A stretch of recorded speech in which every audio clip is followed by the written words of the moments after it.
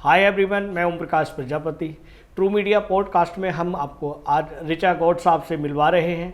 आप लेखिका हैं, कवित्री हैं, चिंतक हैं और समाज सेविका हैं। ऋचा गौड़ जी, आपका ट्रू मीडिया के पॉडकास्ट में स्वागत है, अभिनंदन है। सर, आपको बहुत बहुत नमस्कार और आपका बहुत बहुत शुक्रिया।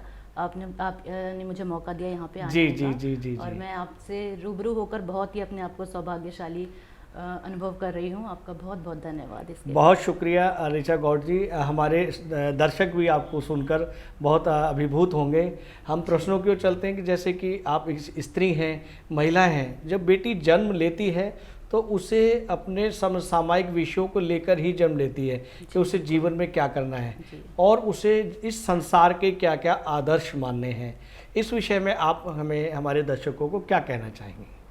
देखिए, जो भी स्त्री है वो हर कोई, मुझे लगता है, एक जैसा अनुभव करती है। थोड़ा बहुत सबका अलग अलग नज़रिया होता है, अलग जी अलग जी सबके अनुभव होते हैं। तो मैं अभी अपने अनुभव की बात करूंगी, जी। क्योंकि देखिए आज के जो हम समय समझ रहे हैं ये इसमें बहुत कुछ बदलाव हो चुके हैं और लड़कियों को, स्त्रियों को हर एक वो सुविधाएं मिल रही हैं, सब चीज़ें मिल रही हैं, वो बहुत कुछ अचीव भी कर रही हैं। पर फिर भी कई जगह ऐसी हैं, मुझे लगता है गाँव में, कस्बों में कई जगह ऐसी हैं जहाँ पे स्त्रियों को ये चीज़, कई चीज़ें नहीं मिल रही हैं, कई तरह की सुविधाएं नहीं मिल रही हैं, उनको कई तरह के आदर्शों में बांधा जाता है। तो मैं शायद अपनी आवाज़ के जरिए या उनकी आवाज़ के जरिए ये बहुत एक अच्छा संदेश लोगों तक पहुंचाना चाहती हूँ ताकि जागरूकता आए। बिल्कुल। जैसे मैं अगर अपना थोड़ा बहुत बताती हूँ आपको कि जैसे मुझे ये अपने समाज में ऐसा अनुभव हुआ है कि जब भी एक शिशु पैदा होता है, चाहे वो लड़का हो या चाहे वो लड़की हो, कोई भी हो, परंतु माँ बाप के चेहरे पर एक खुशी तो नजर आती है। परंतु वो थोड़े बहुत आशंकित भी होते हैं कि बच्चे का क्या भविष्य होगा, और अगर विशेषता अगर वो लड़की हुई है तो उसके भविष्य को लेकर एक अतिरिक्त जिम्मेदारियां उनके मन में आती हैं। और ये जो भी जिम्मेदारियां हैं वो उनके, और जो भी वो उनको लगता है कि एक आदर्श है उनके दिमाग में, बिल्कुल वो ऐसे ही नहीं आए होते हैं माता पिता के मस्तिष्क में। वो पिरोए जाते हैं समाज के द्वारा, कोई भी आपके पड़ोसियों के द्वारा, जी। आपके रिश्तेदारों के द्वारा। जी। तो शायद वो ऐसा ना भी चाहते हो, लेकिन क्योंकि उन्होंने ऐसा परिवेश ऐसा बन जाता है जिससे वो अभिभूत हो जाते हैं। क्योंकि उन्होंने ऐसा देखा है, सभी कर रहे हैं, तो वही एक आदर्श है, वही सबको करना चाहिए। तो जब एक पुत्री होती है तो कई सारी उसको, जो लड़कों की अपेक्षा थोड़ी सी ज्यादा जिम्मेदारियां दी जाती हैं। जैसे कई बार मैंने देखा है कि जैसे भाइयों को, घर के जो भी पुरुष हैं उनको थोड़ा लेट घर आने की अनुमति होती है, परंतु लेकिन अगर लड़की को वापस आना है तो उसे समय सीमा के अंदर ही आना होगा, या उसको एक कपड़े कुछ ऐसे पहने होंगे जिससे अधिकतर वो कवर्ड रहे, ढकी रहे। हाँ ऋचा जी, यकायक मुझे एक प्रश्न मस्तिष्क में आ रहा है। जैसा आपने कहा कि बेटी को लेट नाइट आने की अनुमति नहीं होती है, लेकिन जो उस घर के पुत्र होते हैं वो लेट नाइट आ सकते हैं। जी। आप भी एक माँ हैं और आप भी अभिभावक हैं, घर में आपके भी बेटे बेटी हैं। आपको इस नज़रिए से एक माँ के रूप में या अभिभावक के रूप में आप बताएं कि ऐसा पेरेंट्स क्यों सोचते हैं? हाँ बिल्कुल, मैं उसी की तरफ ही आना चाहती थी कि देखिए माँ बाप अपनी तरफ से ठीक है और आदर्श भी अपनी जगह ठीक है। क्योंकि अगर एक पिता और माँ अगर बोलते हैं कि आपको इतने समय के अंतर्गत आना ही है घर में, तो कहीं ना कहीं उनके दिमाग में ये चल रहा है कि बच्चे की सुरक्षा को लेकर लड़कियों के साथ थोड़ा सा कई ऐसी बातें आजकल नजर आ रही हैं और कुछ कई हदें भी पार हो रही हैं। तो सुरक्षा की भावना होती है जो सही है, परंतु जो एक छोटी बच्ची, उसके मन में क्या चल रहा है, मैं उस नजर से आपको बताती कि उससे तो ये सब नहीं पता कि उसके पिता किस नजरिए से सोच रहे हैं। उसे लग रहा है कि मेरे साथ गलत हो रहा है, या मेरे को कुछ अलग नजरिए से देखा जा रहा है, या मुझे अगर कुछ पढ़ने भी जाना है, ट्यूशन जाना है, तो घर का कुछ ना कुछ काम करके जाना है। तो मुझे ऐसा लगता है कि ये कुछ हैवान ऐसे होते हैं समाज के अंदर जो बेटियों को लेट नाइट रुकने की अनुमति नहीं देने पाते, क्योंकि वो माहौल ऐसा बनाते हैं। लेकिन इस काम के लिए हमें आगे आना होगा, एक लेखक को आना होगा, एक चिंतन को आना होगा, इस समाज को आगे आना होगा, तभी हमारी बेटियों को देर रात से आने की अनुमति मिल जाएगी। इसके लिए हमें और हमारे समाज को क्या करना चाहिए? देखिए जो समाज है, जैसे मैंने हमेशा देखा, समाज इस बात पर तो जरूर प्रश्न उठाता है कि किसी ने अपनी बिरादरी में शादी करी है जी या नहीं करी है, जो भी जो इतनी जरूरी नहीं है जी कि अरे आपके बच्चे के नंबर कम आए हैं, जी हमारे बच्चे के तो ज़्यादा हैं। एक दूसरे को चिढ़ाना, नीचे गिराना, या आपकी गाड़ियाँ, हमारी गाड़ी बड़ी है, आपकी जी गाड़ी, जी हमेशा इन भौतिकवादी चीज़ों को लेकर आप क्यों आगे इशू बनाते हैं। जी समाज को हमेशा इस मुद्दों पर आगे आना चाहिए कि अगर आपकी लड़की पढ़ने नहीं जा रही है जी तो क्यों नहीं पढ़ने जा रही है। रही है। अगर आपके पास पैसे की कमी है तो हम सब मिलकर उसके लिए कुछ ऐसा जुगाड़ करते हैं कि बच्ची बिल्कुल, आगे बिल्कुल, पढ़े। बिल्कुल। या कोई अगर विवाह समय से पहले कर रहा है बच्ची का, तो आपको हस्तक्षेप करना चाहिए। बिल्कुल, ऐसे बिल्कुल। मुद्दे पर समाज का आगे आना बहुत जरूरी है, बिल्कुल बिल्कुल, ताकि बच्चों को ये भी लगे कि ये जो है सिर्फ हमारे घर वाले अगर कुछ कर रहे हैं तो कोई ऐसा है जो उन्हें पूछ रहा है या जी उन्हें जी जी समझ रहा है। अच्छा लगता है, जी, उनको भी फील बिल्कुल, गुड फील बिल्कुल। महसूस होता है। हाँ, और माँ बाप को भी बहुत ये नॉर्मल लगने लगेगा क्योंकि ये सोच बदल रही है और ये समाज बदल रहा है। है। बिल्कुल बिल्कुल। तो मेरा हमेशा इशू यही रहा है कि समाज को थोड़ा छोटी मोटी चीज़ों को छोड़कर। ऋचा जी, अभी कुछ आपने बताया विवाह से जुड़ी जी। हुई बात की, चर्चा की कि विवाह करना चाहिए, कब करना चाहिए, तो हमें सूत्रों से पता लगा कि आप भी इस बात से सहमत नहीं है कि जो विवाह है वो बिरादरी में ही करना चाहिए, गैर बिरादरी में नहीं करना चाहिए। जी। इस पर आप थोड़ा प्रकाश डालें हमारे दर्शकों के लिए। नहीं, मेरा हमेशा ये इशू रहा है कि मतलब जो योग्य वर है आपके लिए या योग्य कन्या है, कोई भी है, आपको बिरादरी से थोड़ा सा ऊपर उठना चाहिए। क्योंकि कई बार मैंने इसके दुष्परिणाम ऐसे देखे हैं कि बिरादरी में भी क्या होता है, कास्ट है, उसके अंदर भी सब कास्ट है जी। तो क्या होता है उसमें, अगर आप वर ढूंढने जा रहे हैं या कन्या ढूंढने जा रहे हैं तो उसमें कई बार होता है आपको योग्य वर नहीं मिल रहा है, कोई नहीं मिल रहा है, तो आप क्या करते हैं, 10 बुरे लोगों को इकट्ठा करते हैं, उसमें से जो कम बुरा है, जिसके अंदर थोड़ी कम बुराई है, उनके साथ आपको चुनाव करना पड़ता है। क्यों? क्योंकि फिर समाज क्या कहेगा, क्योंकि पड़ोसी वाले क्या कहेंगे, हमारा हुक्का पानी बंद हो जाएगा, हमारी नाक नीचे हो जाएगी। तो ये सारे चीजें जो हैं वो मुझे थोड़ा सा मतलब लगती है कि चेंज आना चाहिए इन सब के बारे में।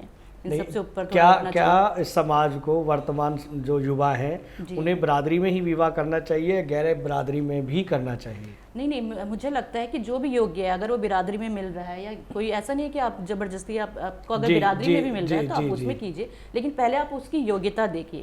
हर बच्चे की योग्यता वो होनी चाहिए, तो उस हिसाब से उनकी शादी होनी चाहिए। मतलब आप चाहते हैं कि गैर बिरादरी में भी बिल्कुल, अच्छा युवक, शिक्षित युवक मिल जाता है तो उसमें विवाह अगर आपको अपने उसमें ऑप्शन नहीं मिल रहा है तो एक गलत व्यक्ति के साथ अगर आप अपने बच्चे के जीवन बांध रहे हैं तो उसका क्या भविष्य होगा? जी। चलिए, विवाह से जुड़ी हुई बात आपसे चर्चा चल रही है तो हम आपसे ये भी जानना चाहेंगे कि एक इस सब समाज में, इस आदर्श समाज में, एक बेटी जो बहू बनती है तो वो किस तरह से संस्कारी होनी चाहिए, किस तरह से रीति रिवाज उसे निभाने चाहिए?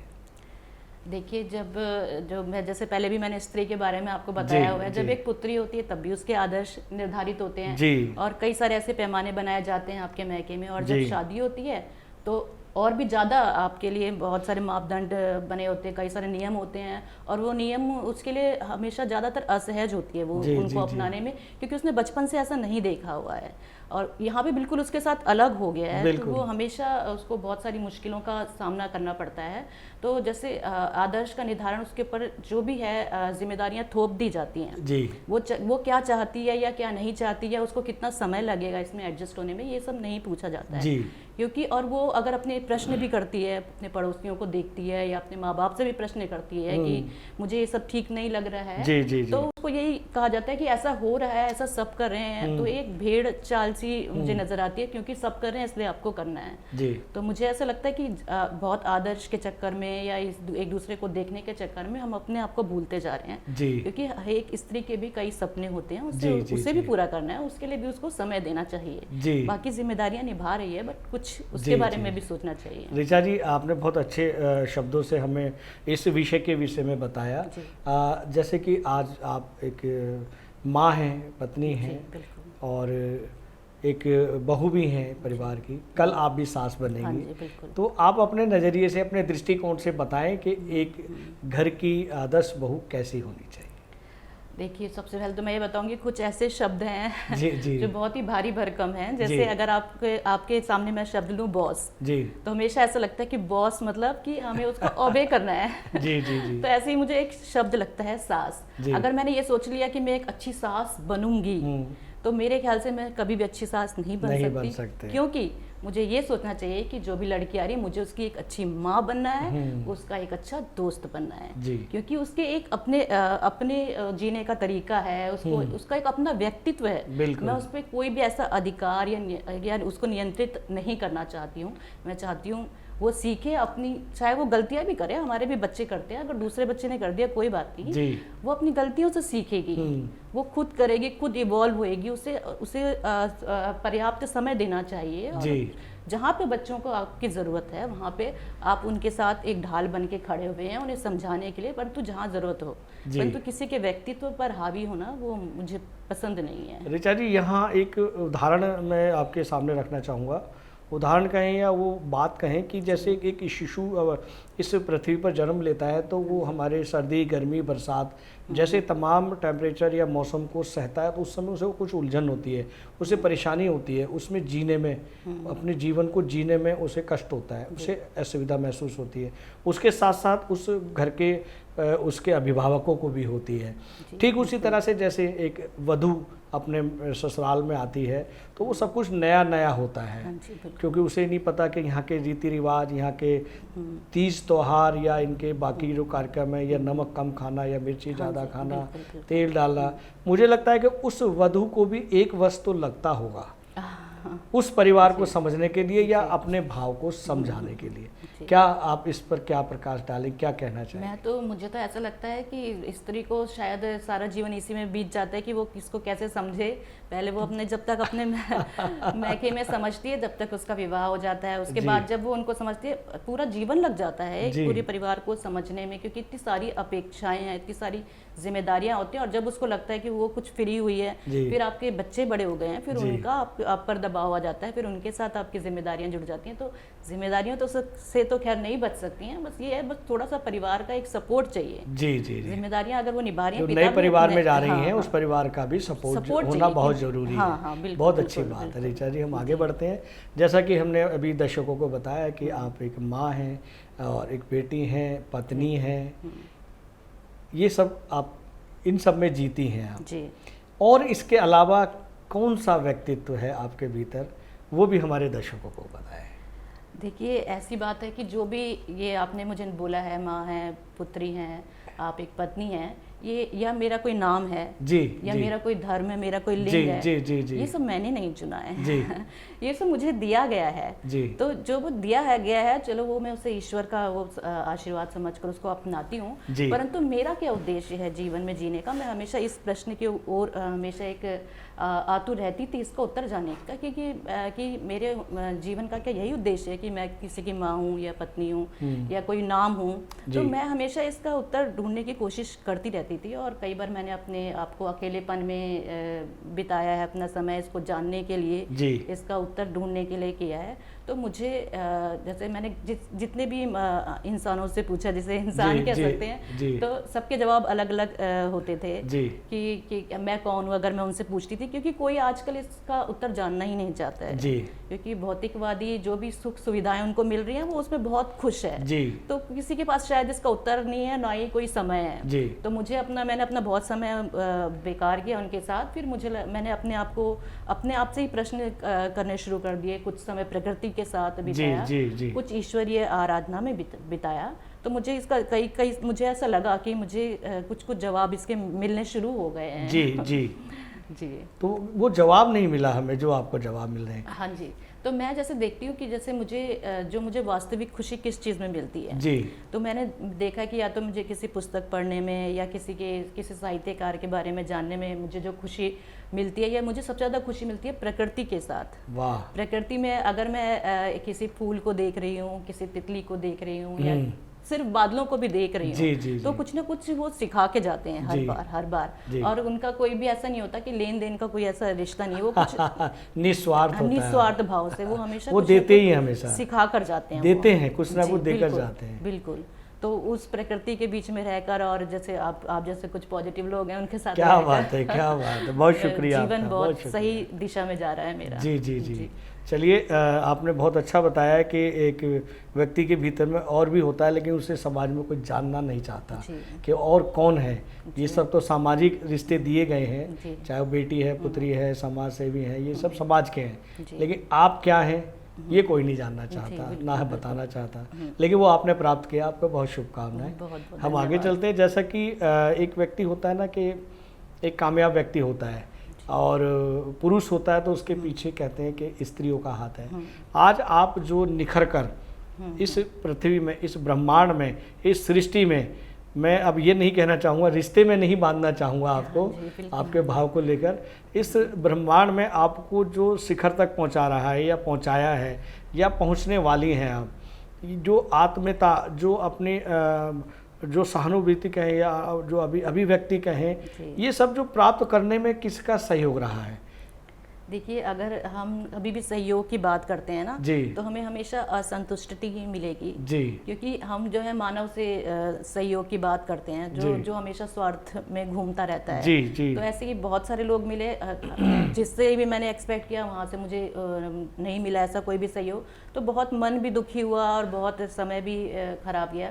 फिर मुझे लगा कि यार हम अपने मित्र खुद क्यों नहीं बन सकते जी हैं, जी। खुद पर विश्वास करें या ईश्वर पे आत्मसमर्पण करें, तो वाह। बहुत सारे ऐसे जवाब मिल जाते हैं। तो क्योंकि जैसे अगर मैं एक एग्जांपल आपको देती हूँ, जैसे एक कोयला है, जी उसे सब कितनी घृणा की नज़र से देखते हैं या सामान्य मानते जी, हैं, कोई जी, जी, बड़ी जी। चीज़ नहीं है वो, जी। परंतु उसे नहीं पता कि कुछ समय के बाद या समाज के अतिरिक्त दबाव के कारण जी। वो हीरे में भी बदल सकता है। बिल्कुल बिल्कुल बिल्कुल। तो हमें वो कुछ- तत्व उसमें होता है। हाँ, लेकिन उसे नहीं पता। लेकिन जब- जो मानुष जो है ना, उसको एक दूसरे नजरिए से देखता है, काला है, अभद्र है। हाँ जी बिल्कुल। और ऐसे ही अगर मैं एक तितली का एग्जांपल दूं आपको, जी। तो तितली को देखिए ना, कितना बदसूरत कीड़ा बनकर वो घूमता रहता है, उसे कोई पूछता भी नहीं है, उसे कोई जानता भी नहीं है जी, ये तितली जी। है, परंतु उसने जो भी इसके जीवन में इतने कठिन पड़ाव आए हैं, इतना दुख भरा जीवन, इतना कठिन जीवन जी कर जो वो बाद में निखर कर आता है, तितली बनता है, बिल्कुल। बनती है वो, और उसमें इतने सारे रंग आते सुंदरता हैं, उसमें, सुंदरता आती है, तब बिल्कुल, सबकी नज़र में बिल्कुल, वो आता भी है। जी। उसका अगर जीवन देखा जाए बहुत ही छोटा होता है बिल्कुल, तितली का जीवन, बिल्कुल। परंतु वो जितना जीता है उतना वो पंख फैलाकर खुले आसमानों में जी भर कर और जीते हैं। मनुष्य की जो पीढ़ी, भावी पीढ़ी है, उसके पीछे बात। बिल्कुल बिल्कुल बिल्कुल। शायद आपने बिल्कुल भी कभी सही स्पर्श कहा। करने का हाँ, प्रयास किया होगा। ये बिल्कुल, ये प्रकृति प्रेम ही है, इनसे जी, जी, हर जी। एक छोटी छोटी चीज से ये सिखा देती बिल्कुल है। जी। बिल्कुल बिल्कुल। हम आगे बढ़ते हैं ऋचा जी। जैसा कि आपने कोयले की बात की, उसके रंग की बात की, उसके भाव की बात की, ठीक उसी तरह से एक कमल का एक पौधा, एक फूल होता है कमल का, जो हमेशा कीचड़ में उगता है या जी, पनपता बिल्कुल। है, जी। बावजूद उसके वो इतना पवित्र होता है कि वो ईश्वर के श्री चरणों में उसे चढ़ाया जाता है। बिल्कुल उस कमल के फूल को, उस कमल के रूप को, उसकी कमल की धारणा को आप स्वयं धारण करने के लिए आप क्या करना चाहेंगी? कैसे उसके अभिव्यक्ति व्यक्त करना चाहेंगे? देखिए, समाज में जो भी कई एक वैसी चीज़ें होती हैं जिसे लोग नज़रअंदाज करते हैं, जी। मुझे हमेशा वैसी चीज़ें आकर्षित करती हैं। जी। जैसे लोग कीचड़ के पास नहीं जाना चाहते हैं या शमशान घाट नहीं जाना चाहते, जी। मणिकर्णिका घाट नहीं जाना चाहते, मुझे जी। यही सब चीज़ें बहुत आकर्षित करती हैं। और जी। मैंने देखा है कि कितनी विपरीत परिस्थितियों में जिस तरह से कमल निखर कर आता जी, है, जी, जी। और उसी को इतना पवित्र समझा जाता है कि उसे ईश्वर के चरणों में भी अर्पित जी, किया जी, जाता जी, है। जी। तो ये जो विपरीत परिस्थितियों में आप जो खिलकर आते हैं, ये प्रतीक होता है आपके ज्ञान का, जी। आपके आत्मसम्मान का। जी, जी, जी। तो इसलिए हम अभी कभी भी परिस्थितियों को हम दोष नहीं दे सकते हैं, हमें खुद निखरने की प्रक्रिया में शामिल होना चाहिए। बिल्कुल। तभी हम जो है इसमें हाँ जी, ईश्वर के नज़दीक आ सकते हैं, इस बिल्कुल। प्रकृति के नज़दीक हाँ, आ सकते हैं। बहुत बिल्कुल। अच्छी बहुत।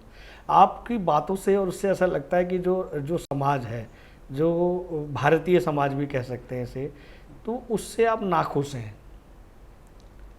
आप प्रकृति के प्रेम में हैं, प्रकृति के नज़दीक हाँ हैं, जी। लेकिन समाज के बंधनों से हाँ जी, आप खुश नहीं हैं, समाज के जो रीति रिवाज हैं उनसे खुश नहीं है। लेकिन अगर आपको एक दिन समाज का ठेकेदार बना दिया जाए, तो इस समाज में सबसे पहले क्या परिवर्तन करेंगे? देखिए, जो अगर आप मुझे ये कहते हैं कि समाज का ठेकेदार, तो मैं कभी भी ठेकेदार नहीं बनना चाहती जी। क्योंकि मेरा शब्द वो नहीं है, हाँ, मतलब एक हाँ, शब्दों का प्रयोग किया है जी मैंने। जी बिल्कुल बिल्कुल। मैं आपको इसके लिए प्रशासनिक अधिकारी भी कह सकता हाँ, था। हाँ, बिल्कुल बिल्कुल। जी। मैं इसलिए कह रही हूँ क्योंकि ये जो शब्द है ना, इसमें बहुत अधिकार हैं इसमें, जी। और एक नियंत्रण सा सुनाई देता है कि मैं समाज को नियंत्रित करना चाहता हूँ या जी, अपने अधिकार नहीं, तोड़ना बदलाव चाहती की हूँ। बात है, ना कि हाँ, नियंत्रण हाँ, करने की, जी जी। सिर्फ बदलाव की तो बात। मैं ठेकेदार नहीं बनना चाहती, मैं बनना चाहती हूँ कि मैं एक माली की तरह बनूँ। जी जी, जो हर पौधे को अलग अलग तरीके से, सबको एक नज़रिए से ना देखे। जिस जी। पौधे को ज़्यादा पानी की, खाद की ज़रूरत है उसको ज़्यादा दिया जाए, जी। जिसको कम की ज़रूरत है उसे जी। कम दिया जाए। मतलब जी। सबको इस तरीके से देखा जाए, और ज़रूरत पड़े तो कभी कभी कड़वी दवाई भी पिलाई जाए, जी, कीटनाशक जी। भी डाले जाएं। जी, जी। तो अगर मैं सबको एक नज़रिए से देखूंगी तो कोई ज़्यादा पानी की वजह से सूख भी सकता मर है, जाएगा, मर कोई जाएगा। किसी को पानी नहीं मिलेगा। जी। तो हम कभी भी सबको एक नज़रिए से नहीं देख सकते हैं। उसके जी। लिए अगर आप माली बनेंगे या उस तरह से बनेंगे, अधिकार ना जमा कर, उनका जी, जी, जी। एक तरह से मित्र बनना ज़्यादा मुझे सहज लगता है। लेकिन प्रकृति के साथ में और सामाजिक जीवन में दोनों में अलग अलग फ़र्क है, क्योंकि यहाँ माली बनकर तो बड़ा मुश्किल है मेरे जी, ख्याल से। बिल्कुल, लेकिन वहाँ प्रकृति के साथ जीते हैं तो हम उनके जैसे बन के जिएंगे तो शायद हम उनके जैसे बनेंगे, बड़े कोमल बन जाएंगे, पवित्र बन जाएंगे, खुशबूदार बन जी जाएंगे। बिल्कुल बिल्कुल। हमारे दर्शक जो है इस समाज की चिंतक परिभाषाओं को सुन सुनकर बोर हो गए हैं, तो हम चाहते हैं कि उनको एक ऊर्जावान, उत्साहवर्धक एक रचना आपकी सुनाई जाए, ताकि वो भी उस मनोरंजन को, उस एंटरटेनमेंट को भी जी सकें। हम चाहते हैं कि एक रचना हमारे दर्शकों को सुनाए। मैं कुछ लाइनें बस आपके सामने जी, रख जी, देती जी, हूँ। जी, जैसे जी, जैसे हार मान लेते हैं हम लोग, हार जाते हैं हाँ जी, हाँ वो, जी। तो उससे थोड़ा सा आपको प्रेरणा देने के लिए लोगों को कि अपने जीवन में कुछ करना है, उसके बारे में मेरी एक कविता की कुछ लाइनें जी। हैं। हार से मत हार, जी। ये हार बहुत क्षण भंगुर है, आहा, चंद लम्हों का आगंतुक है। क्या बात है। तुझे क्यों इतना असमंजस है, आहा, सब कुछ बस कर्मों से बयां होगा, बस कर्मों से बयां होगा। बहुत बहुत शुक्रिया। आपसे बातचीत करके वाकई ऐसा लग रहा है कि जैसे एक संत से बात करते हैं ना, एक संत होता है ना, उस तरह से बात करते हैं। चलिए हम आगे बढ़ते हैं प्रश्नों की ओर। ऋचा जी, जैसे कि आपने अपनी एक महिला होने की, एक बेटी होने की, एक माँ होने की सारी अभिव्यक्तियाँ, सारी फीलिंग्स हमारे दर्शकों को बताई। जी। अगर आप स्त्री नहीं होती, पुरुष होते, जी, तो क्या और नया करती, या जो अब तक नहीं कर पाई हैं क्या करती? देखिए, कभी भी मैंने ऐसा भेदभाव नहीं किया कि मैं स्त्री नहीं होती, पुरुष होती तो कुछ कर पाती। मेरे ख्याल से बदलाव लाने के लिए स्त्री या पुरुष या किसी धर्म लिंग का होना आवश्यक नहीं है। जी। बदलाव समाज में तभी आ सकता है जब आप खुद बदलें। तो सबसे पहला कदम तो यह है खुद बदलना। और खुद बदलना, देखिए, समाज पर उंगली उठाना बहुत आसान है, हम उसमें 10 गलतियां निकाल सकते हैं, लेकिन जब बात आती है अपने में बदलाव करने की, अपनी गलतियां देखने की, तो बहुत मुश्किल हो जाता है इसमें। क्योंकि अगर आप अपने में बदलाव लाएंगे तो मुझे लगता है आपको अपनी सारी जो भी प्रिय वस्तुएं हैं उनकी आहुति देनी पड़ेगी, बहुत सारी चीज़ों को छोड़ना पड़ेगा, त्यागना पड़ेगा, तब आप समाज का कुछ भला कर सकते हैं। तो अगर हम अपने आप में भी बदलाव ले आए, जो कि एक बहुत ही कठिन प्रक्रिया है और बड़ा टाइम लेने वाली चीज़ है, तो मेरे ख्याल से बदलाव तो अपने आप ही आ जाएगा। हमें कुछ ऐसा कोई अस्त्र उठाने की जरूरत नहीं है समाज को बदलने के लिए। हर कोई अपने आप को बदले, बदलाव अपने आप नजर आएगा। वाह वाह, बहुत अच्छे। हम चलते चलते एक अंतिम प्रश्न और आपसे पूछेंगे ऋचा जी कि जिस तरह से आपने स्त्री पुरुष और समाज की बात की है, तो हमारी जो महिला शक्ति है, स्त्री शक्ति है, उनको आप क्या संदेश देना चाहेंगे? देखिए, मैं स्त्रियों के लिए हमेशा यही संदेश देती हूँ कि आपने परिवार की जिम्मेदारियाँ जो भी आपने निभाई हैं, बहुत अच्छी बात है, और ये आप लोगों को भिन्न भी करती हैं पुरुषों से, क्योंकि आप जो है हमेशा, स्त्री जो है एक कदम मुझे आगे लगती है, क्योंकि वो घर भी संभालती है और बाहर का भी संभालती है। जी। तो मुझे लगता है कि आपको अपने सपने भी पूरे करने चाहिए, और ये ज़रूरी नहीं है सपने पूरे करने के लिए आपको बहुत बड़ा कदम उठाना है। छोटे छोटे कदमों से भी बहुत कुछ हो सकता है। आपको इवॉल्व होना है और एक धीरे धीरे करना है। कोई बहुत बड़ा क्रांति लाने की ज़रूरत नहीं है या बहुत कुछ करने की ज़रूरत नहीं है। आप छोटे छोटे कदमों से भी आप आगे बढ़ सकती हैं, और ज़रूर बढ़ना चाहिए, क्योंकि जीवन का उद्देश्य यही है, अपने आप को खोजना और एक यात्रा पर निकलना। और उस यात्रा में आपको, यकीन मानिए, बहुत सारे मोती आपके हाथ लगेंगे या कुछ विपरीत परिस्थितियां भी आएंगी जिसको आपको नज़रअंदाज करना है, और मोती ढूंढते रहना है। जरूर एक दिन एक वो माला बनकर बहुत आपको सुशोभित करेगी। वाह वाह वाह, आपने स्त्री शक्ति को इतना अभिभूत किया अपने शब्दों से, बहुत अच्छा लगा। और आपने ट्रू मीडिया के पॉडकास्ट में अपना बेशकीमती समय दिया, उसके लिए बहुत बहुत सर आपका बहुत बहुत धन्यवाद। आपके साथ बात कर आपने जो भी प्रश्न किए ये मेरे लिए नहीं, सबके लिए बहुत बहुत जरूरी थे और सबको झकझोरने वाले थे। इसके लिए आपने हमें योग्य समझा, आपके लिए बहुत बहुत धन्यवाद आपका, बहुत शुक्रिया। अगर आप ये वीडियो YouTube पर देख रहे हैं तो हमारे चैनल को सब्सक्राइब करें और बेल आइकन को दबाना ना भूलें। अगर आप Facebook पर ये वीडियो देख रहे हैं तो हमारे पेज को लाइक करें।